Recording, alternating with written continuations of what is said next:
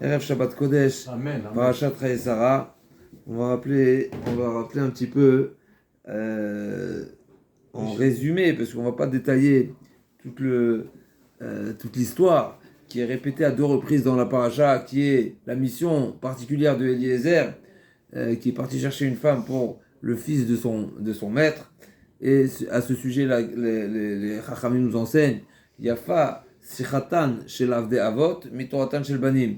La Torah a fait plus de place à l'histoire et au dialogue qui a été entre Avraham Avinu et son esclave, plus que d'autres sujets qui ont été vraiment en résumé dans la Torah. D'ici, on voit l'importance du dialogue, encore une fois, des Avdei Avot, même des serviteurs des Avot, à laquelle la Torah fait une grande place, une grande importance. Alors, je vais juste rappeler quelque chose un petit point qui fait partie de cette histoire magnifique.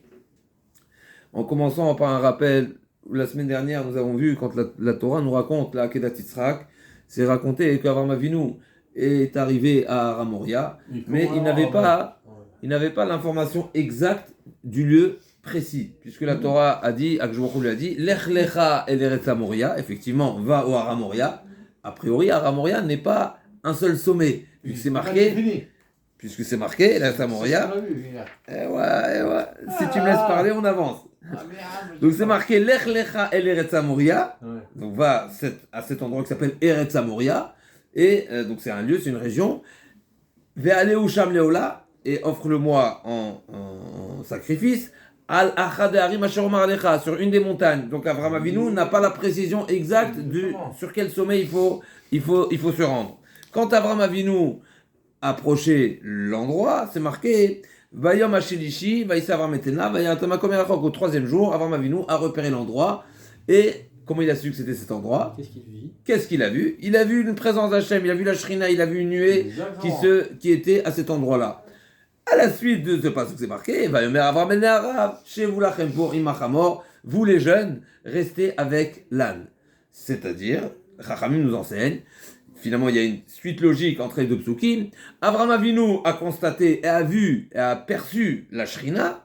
Il a voulu savoir si la volonté d'Hachem était que ses enfants, ses jeunes plutôt, c'est pas ses enfants, c'est son fils et son esclave l'accompagnent ou pas. Il leur a posé une question simple. Est-ce que vous percevez quoi que ce soit au loin? Ils ont répondu par la négation.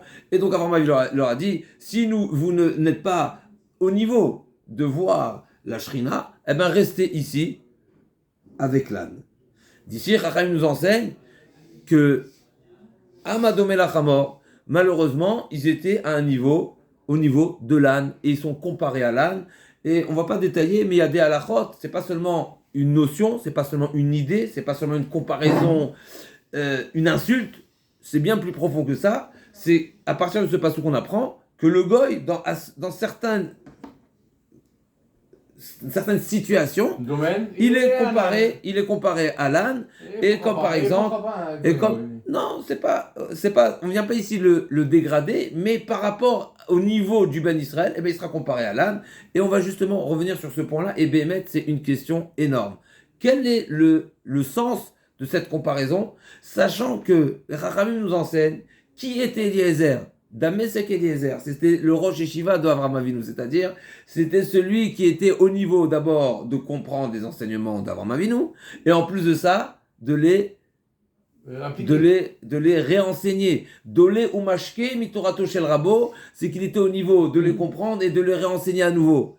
Plus que ça, on sait que Eliezer a été celui qui a mené le combat avec Avraham Avinu contre les 4 rois, et nous savons bien que Chachamim nous enseigne cette guerre-là n'était pas une guerre qui était avec une stratégie, qui, si on veut, physique et matérielle, mais elle était complètement animée de miracles, puisque nous savons que Chachamim nous enseigne que le sable, il a combattu les rois avec du sable qui se transformait en flèches. Deuxièmement, Chachamim nous disent que Avraham Avinu a pris avec lui 318 guerriers. Alors, faire face à 4 puissances, 318 guerriers pour 4 puissances, ça ne fait pas le poids, mais plus que ça, Chachamim nous disent, c'est qui 318? C'est pas 318 personnes, c'est Eliezer tout seul qui a la valeur et le niveau, le mérite, le niveau de 318 personnes. Alors quand on parle de la valeur, la dimension et l'importance et le mérite d'une personne qui vaut 2, c'est déjà énorme. Quand Chachamim veulent nous relater la dimension d'une personnalité, souvent on le trouve dans le chasse au sujet de plusieurs personnes qui ont le niveau de 36 personnes ou la qualité de 36 personnes. Et la notion de 36, c'est quoi cette valeur de 36? C'est la partie majoritaire, la majeure partie du Sanhédrin. Le Sanhédrin qui était composé de 70, de 71, 36, c'est la majorité. C'est la majorité. Et donc, quand on veut exprimer la valeur d'une personne, on dit il vaut 36 personnes, c'est qu'il était comparé à la majorité du Sanhédrin. Pas la moitié, la majorité. 36, c'est la majorité du Sanhédrin. Là, on ne parle pas de 36, on parle de 318. Donc, Eliezer a une dimension, a une valeur, a une considération de 318 personnes. Ça veut dire quoi qu'Avraham Avinu le compare au Hamor? On n'est pas en train c'est quelque part, c'est une insulte, c'est rabaissant, il faut comprendre quel est le message, pourquoi il est comparé au Hamor. Deuxièmement, c'est qui la deuxième personne? C'est Ishmaël. Ishmaël, c'est son propre fils. Et nous savons qu'Ishmaël a été renvoyé de chez Abraham parce qu'il avait un mauvais comportement. Si probablement à ce moment-là, il se trouve chez Avraham Avinu, c'est qu'il a fait tchouva. Et comme dans la paracha de la semaine, va être témoigné que Ishmaël a mérité la Torah témoigne la tchouva de Ishmaël, puisque c'est marqué Vaïgva, Vaïmot, Vaïasef et Lamav. Ce terme de Gvira, il est employé seulement pour les tzadikim. Donc Ishmaël, très probablement, s'il a été accepté, il est revenu chez Avraham Avinu, probablement, c'est qu'il était irréprochable. Deuxièmement, la Torah témoigne qu'il est mort tzaddik. Donc, très probablement, on a deux personnages devant nous, qui sont, d'un côté, Eliezer, qui est le serviteur fidèle d'Avraham Avinu, qui est le représentant, qui est le rapporteur du message d'Avraham Avinu, c'est celui qui diffuse le message d'Avraham Avinu, c'est celui qui mérite de vivre la guerre miraculeuse avec Avraham Avinu, a priori irréprochable, et comme Avraham Avinu lui dit, tu es un Hamar. Pareil pour Ishmaël, a priori il est irréprochable, et malgré tout, il est insulté et il est comparé au Hamor. Pélé Hatsoum, c'est étrange, et il faut comprendre quelle est cette notion. Alors nous savons bien, on va commencer par la fin. Dans la paracha de la semaine, nous savons, comme nous avons dit, Eliezer a réalisé sa mission, une mission exceptionnelle, encore une fois, qui est racontée en long, en large dans la Torah. Et lors de cette mission, encore une fois, il a mérité des miracles. Entre autres, Vayavo Ayom, aujourd'hui je suis venu, j'ai quitté Avraham Avinu aujourd'hui et je suis arrivé aujourd'hui. D'ici nous apprenons qu'il a eu Kvitzat derrière, il a eu la distance a été écourtée, il a mérité d'y arriver le même jour, et d'autres miracles, puisque nous savons que il a tout juste fini sa prière, que s'est présenté à lui Rivka, et donc il était certain, etc. Donc on a vu qu'il y avait la présence divine qui l'accompagnait. Donc s'il est accompagné par le bon Dieu, effectivement c'est logique. C'est logique que c'est le mérite d'Avraham Avinu, mais finalement, il est capable de véhiculer, de le vivre, tous ces miracles. Donc encore une fois, on répète notre étonnement au sujet d'Eliezer, mais on va voir quelque chose de très fort dans la paracha. C'est qu'on a trouvé un titre que Lavan a donné à Eliezer lorsqu'il est arrivé, encore un des miracles, lorsque Lavan a vu ce que sa sœur a reçu comme cadeau, qui ne sont pas seulement des cadeaux d'une valeur matérielle importante, mais c'était, comme Rachid nous dit, il y avait des remazim, il y avait beaucoup d'allusions à travers chacun des bijoux, l'espace fait allusion à Aseret Dibrot, etc., sans s'allonger. Lavan perd la tête, et il entend que Eliezer, l'esclave d'Avraham Avinu, a fait des cadeaux importants à sa sœur. Il est sorti pour le dépouiller. Quand il sort à la rencontre de Lavan, c'est marqué dans la Torah, excusez-moi, c'est marqué, Ve'ine omed ala gemalim. C'est-à-dire, Lavan, déjà, il a volé les œufs. Il voulait. Il voulait, il souhaitait, il espérait. Vaï. Donc, comment c'est marqué? Ulrivka a Lavan, Ulrivka a un frère qui s'appelle Lavan, Et Vaïkirot et Anezem et Tatsimidim, quand il a vu ses bijoux, il est parti. Alors, Vayavo el Aish, Veine Omed ala Gemalim alaïn. Il se trouve à la Gemalim, au-dessus des Gemalim, Chameau. des chameaux, alaïn, au-dessus du puits. C'est-à-dire quoi au-dessus du puits? Eliezer voit Lavan sortir de chez lui. Il a vu qu'il y a quelque chose qui était pas très rassurant. Qu'est-ce qu'il a mentionné le nom d'Hachem et il planait. Wow. Il était en l'air. Encore un miracle de Eliezer. Et là, Lavan lui a dit, Bo Beruch Hashem, viens, le béni d'Hachem. La matamot bachutz va nourrir piniti abayit. Pourquoi tu restes dehors? J'ai tout préparé. J'ai sorti la vodazara de la maison. Ouma comme la gemalim. Et il y a de quoi aussi garantir et assurer le bien-être de tous tes chameaux. T'en fais pas. Donc Eliezer, encore une fois, on voit d'abord qu'il a ses capacités de mentionner le nom d'Hachem. Il était au niveau de vivre encore une fois ce nest. Encore une fois, on peut dire que c'est le mérite d'Avraham Avinu. Mais il a mérité un titre particulier. Bo Beruch Hashem, tu es le béni d'Hachem. Nous savons que Eliezer souhaitait marier sa fille avec Yitzhak Avinu. On va revenir où ça figure dans la Torah, où c'est en allusion dans la Torah. Et Avraham Avinu lui a dit, tu n'es pas En Arur Midabek Imbaour. Alors il y a une discussion, qui est Eliezer? Il y a deux midrashim. Ou bien c'est le fils, ni plus ni moins, de Nimrod, ou bien c'est Kenan, c'est le fils de Ham. A priori, on va suivre l'avis qui défend et qui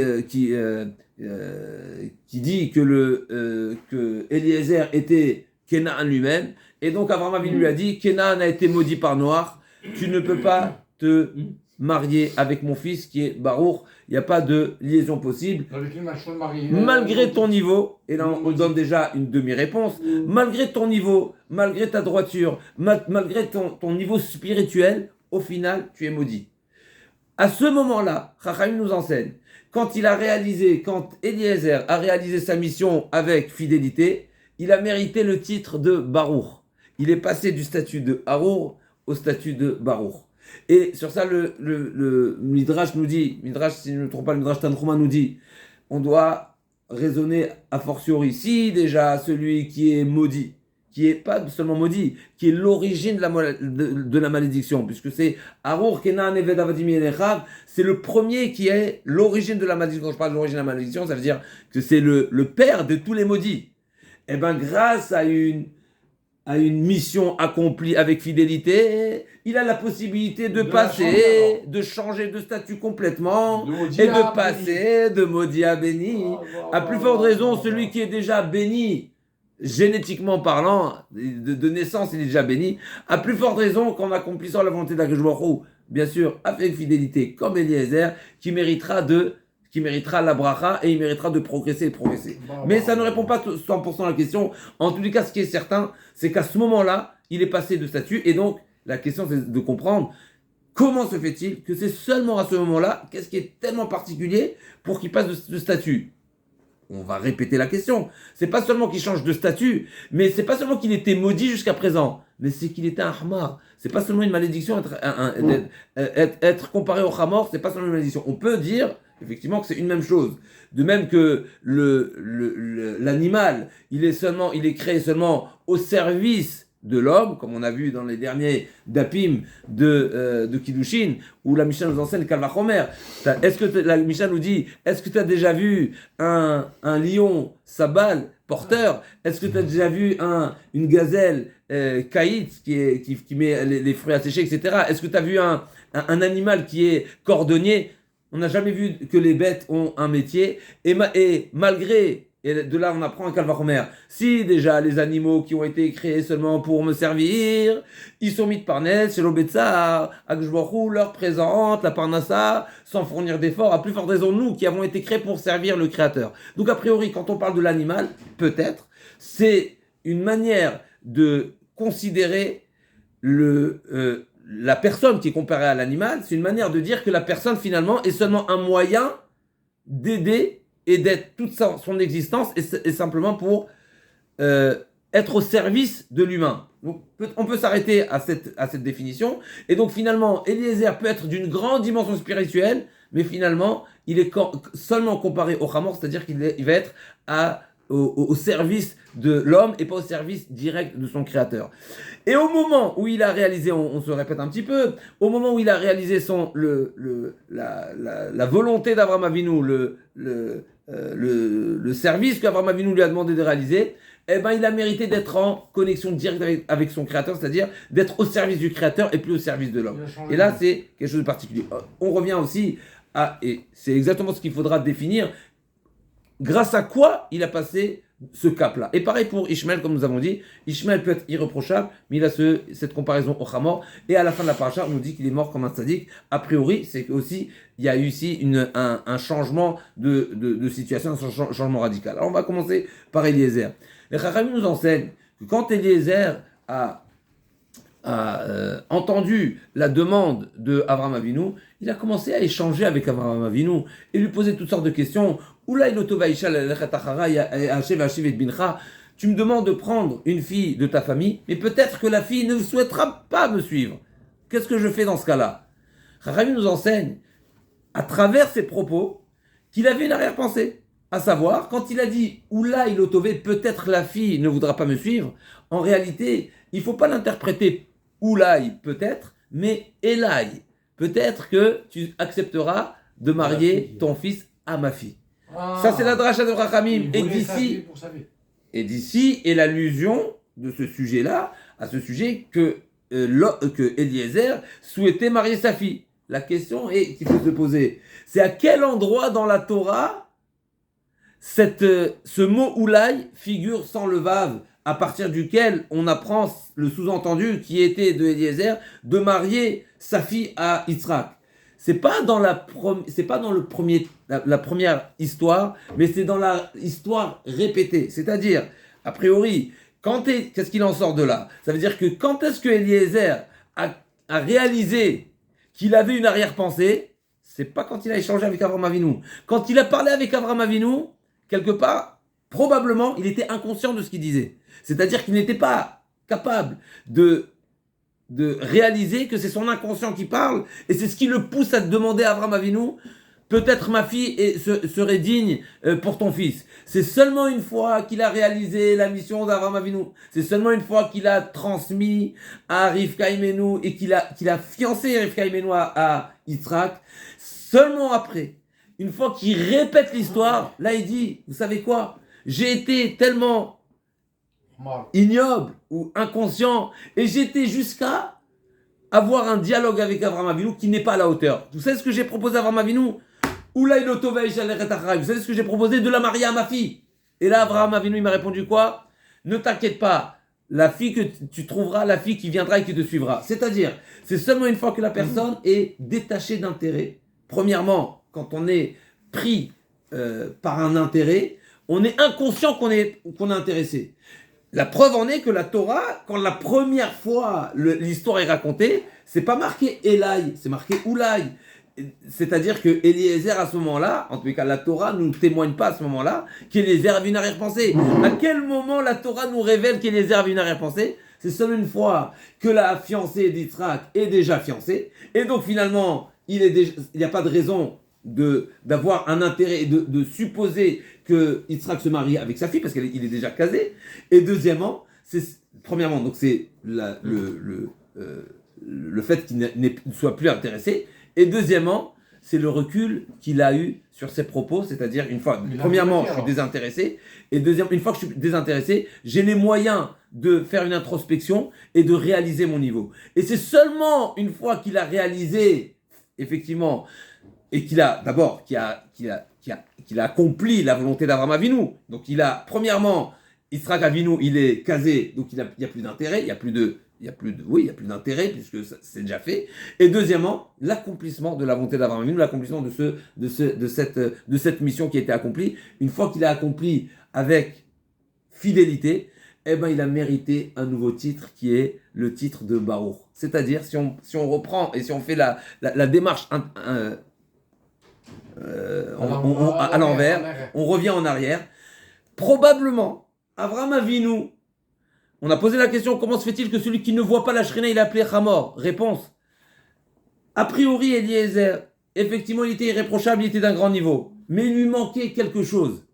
C'est cette dimension, cette capacité de gérer son inconscient. C'est-à-dire, si Abraham Eliezer, a priori, a développé il a mené un dialogue avec Abraham Avinu qui n'est pas à la hauteur. C'est-à-dire qu'il n'avait pas cette conscience de son statut. Il n'avait pas conscience qu'il était à Our. Il le savait probablement, puisqu'il était l'esclave d'Abraham Avinu. Ça veut dire qu'il s'est vendu en esclave. Juste pour la parenthèse, que ce soit qu'il soit le fils de Nimrod ou que ce soit le fils de Ham, probablement il a au moins plus de 100 ans de plus qu'Abraham Avinu, n'est-ce pas? Donc il n'est pas né hier, et Abraham Avinu probablement il a déjà fait entendre et fait comprendre, et lui-même encore une fois il s'est vendu en esclave à Abraham Avinu. Donc il connaît son statut, et malgré tout il n'a pas ces capacités de comprendre la portée, et il n'a pas ce discernement et cette compréhension fine, à tel point qu'il est capable de mener un dialogue avec Abraham Avinu qui n'a pas lieu d'être.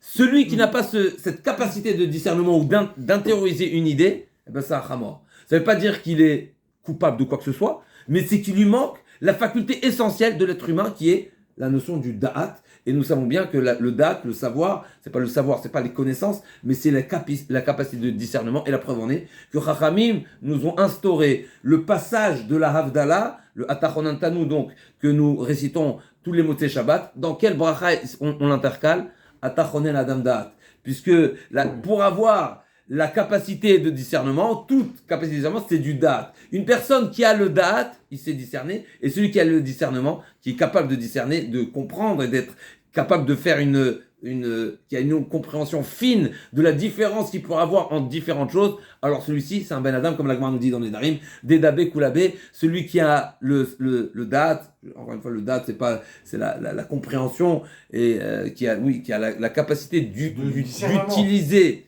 une donnée pour avancer, d'accord? Donc c'est pas qu'il n'a pas la donne, c'est pas qu'il n'a pas l'information, mais il n'est pas capable de comprendre l'information et les conséquences de cette information. Eliezer, probablement, il savait qu'il était Aaron, il savait qu'il a été maudit par son grand-père, puisque c'est Kenan, c'est le grand-père, donc il connaît l'histoire, et donc son père il a dû lui dire, Eliezer, il était l'esclave d'Abraham, donc il s'est vendu en tant qu'esclave, Abraham a dû lui enseigner. Malgré tout, il n'a pas compris suffisamment, il n'a pas intériorisé suffisamment la notion, jusqu'au point où, encore une fois, peut-être son inconscient, puisque la Torah nous a pas, l'allusion n'est pas dans le premier récit, mais dans le deuxième. Donc, dans son inconscient,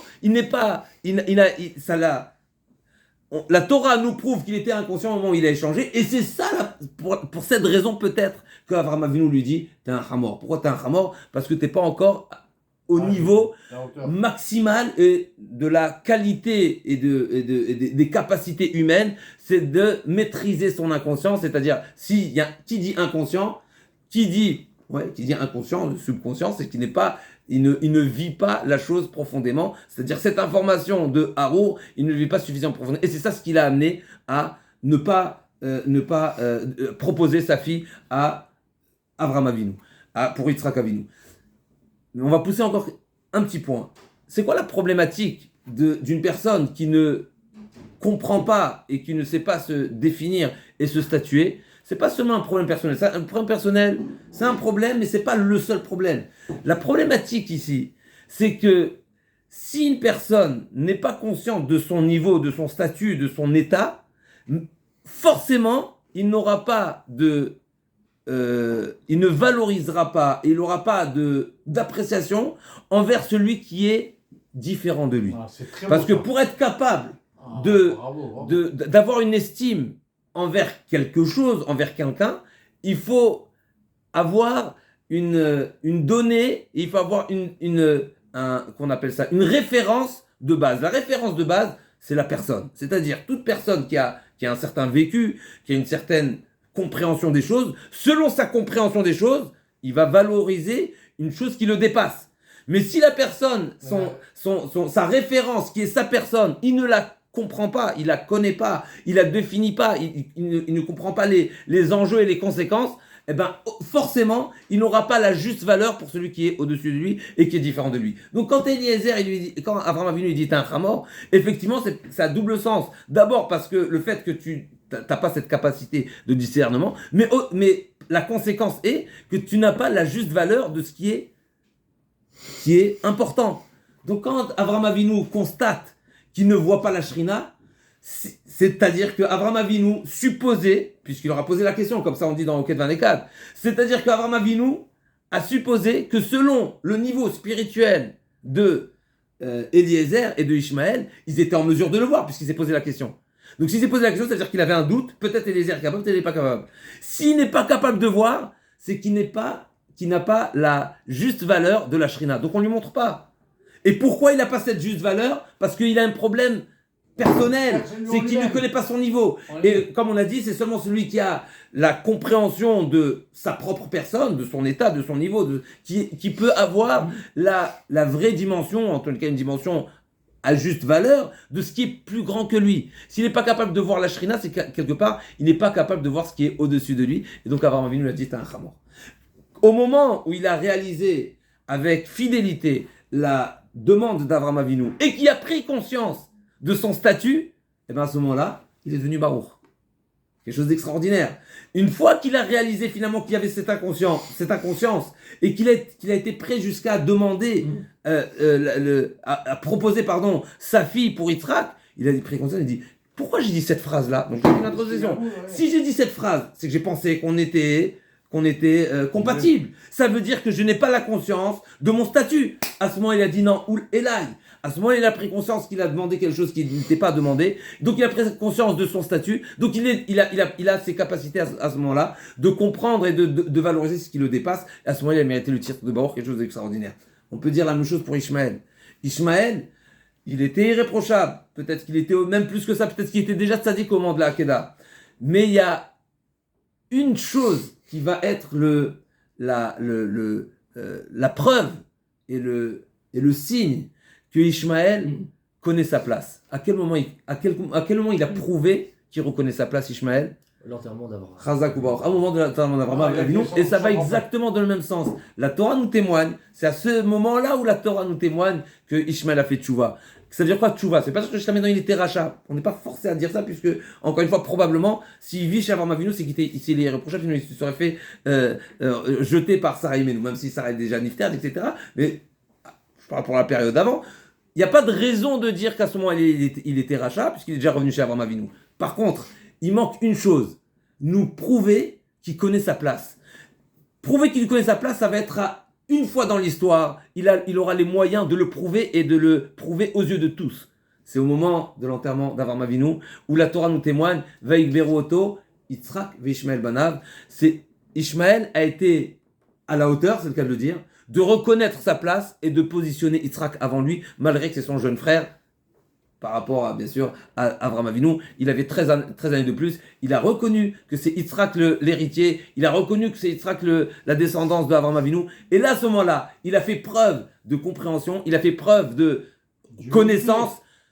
Mais c'est pas seulement d'humilité. Parce que je suis en train de dire quelque chose de plus fin. C'est pas seulement je cède ma place, c'est que je reconnais que c'est pas ma place. Ah ouais. C'est beaucoup plus fort. Et là, à ce moment-là, la Torah témoigne. Si tu connais ta place, ah ben là je peux témoigner ta grandeur, et là je te témoigne, c'est à ce moment-là que la Torah va dire, quelques psukim après, Vaïgva Vaïmod Yasef Namav, c'est à ce moment-là que la Torah, elle témoigne la tchouva de Ishmaël. Encore une fois, c'est pas seulement une tchouva de mauvaise action, mais c'est tchouva qu'il a compris quelque chose qui pourrait même le dépasser, parce que justement, il a reconnu sa place d'origine. Alors, je veux juste rajouter encore un petit point. Qu'est-ce qui peut nous amener à nous tous les jours de sortir de cet état et de ce statut et de cette comparaison au Hamor, parce que c'est vrai qu'on est issu d'Avraham, Yitzhak et Yaakov, et génétiquement parlant, on est avec la bracha, on est avec la bracha des Avot. Depuis Avraham Avinu déjà, on a cette bracha par rapport aux enfants de Ham qui sont maudits de naissance. Nous, les enfants d'Avraham Avinu, on est déjà bénis, mais il y a quand même une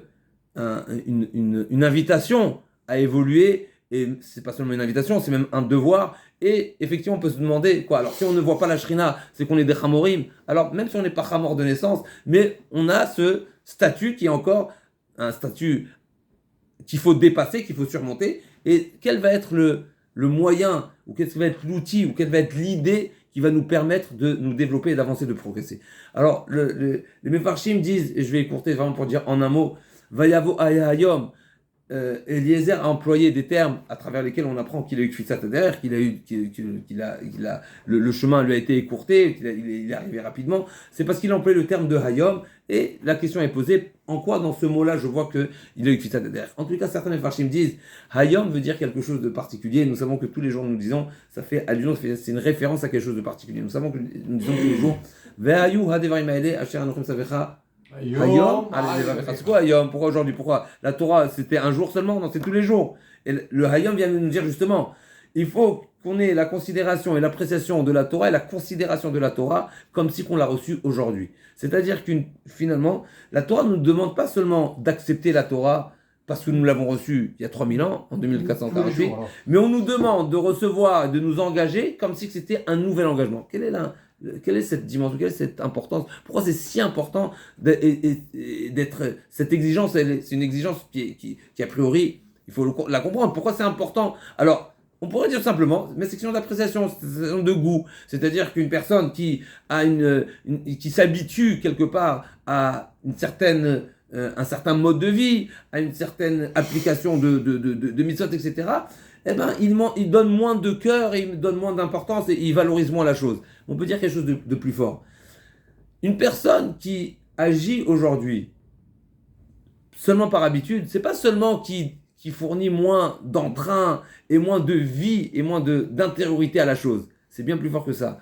C'est que la personne qui se répète, eh ben finalement, c'est un âne. C'est-à-dire, si aujourd'hui je réalise la volonté du bon Dieu parce que je me suis habitué, ça veut dire que finalement je vis le présent grâce au passé. Alors c'est bien, c'est aussi quelque chose qui est voulu par Akadosh Baruch Hu, qui est cette notion de l'habitude. Et l'habitude, c'est une deuxième nature, mais il ne faut pas vivre son présent par nature. Parce que si je vis mon présent par nature, égale l'état animal. La particularité de l'homme, c'est justement être capable de vivre un quotidien, même s'il est répétitif extérieurement, mais avec un état et avec un intérieur nouveau. Et à ce moment-là, il mérite le statut d'un homme. Parce que sinon, c'est qu'il fait les choses par réflexe, il fait les choses par habitude. Qui dit habitude, qui dit réflexe, qui dit spontanéité, qui dit, comment on dit ça, réflexe. C'est la routine. Oui, mais la routine prouve que finalement, il a envoyé la machine et la machine n'est pas réfléchie, puisqu'elle agit comme elle agit hier. Donc c'est le côté animal. Par discipline, non plus par acte religieux. Oui, mais je veux dire quelque chose de plus fin. Je veux dire que là, c'est une discipline animale. L'animal aussi peut être discipliné. Un animal aussi peut être dompté, on peut lui apprendre beaucoup de choses. Et il va le réaliser, pas par sagesse, pas par da'at. L'animal peut avoir, mais par mécanisme. Si on vit par mécanisme, eh ben, égal, on est hamor.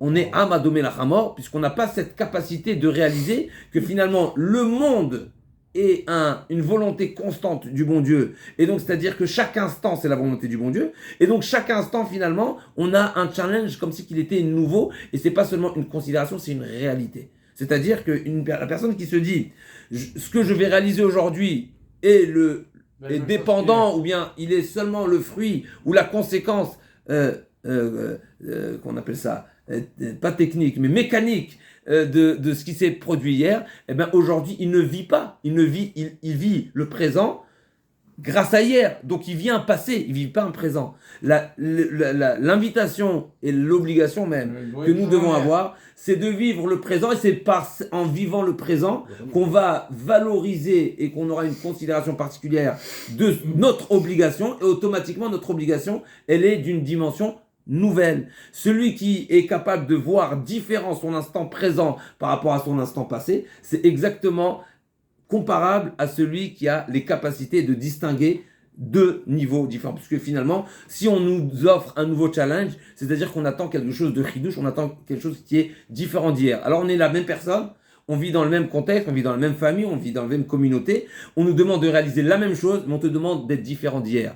Et finalement, être différent d'hier, c'est d'être capable de trouver une finesse et un côté vital finalement, qui est nouveau aujourd'hui par rapport à hier. C'est exactement celui qui va passer de l'étape animale, bien sûr entre guillemets, à l'étape de Baruch, à celui qui serait en mesure de percevoir la Shrina Amen Kinarson, qu'on ait ce mérite d'être et cette Siyata d'Ishmaya, de réussir à être Mechadesh Betuvo Becholiom, comme de même qu'Akadosh Baruch Hu, et renouvelle à chaque instant, c'est-à-dire que chaque instant le monde est comme si qu'il était créé à nouveau, comme si, encore une fois c'est entre guillemets, mais c'est une volonté constante que le monde soit, et bien nous aussi on doit prendre conscience qu'on a ces capacités de vivre chaque instant comme si qu'il était une nouvelle créature, et à ce moment-là, on lui donnera davantage de la vivacité et de l'importance et de la considération. Et celui qui vit toute sa vie comme ça, alors il aura le mérite, Bezrat Hashem, de voir la Shrina. Amen.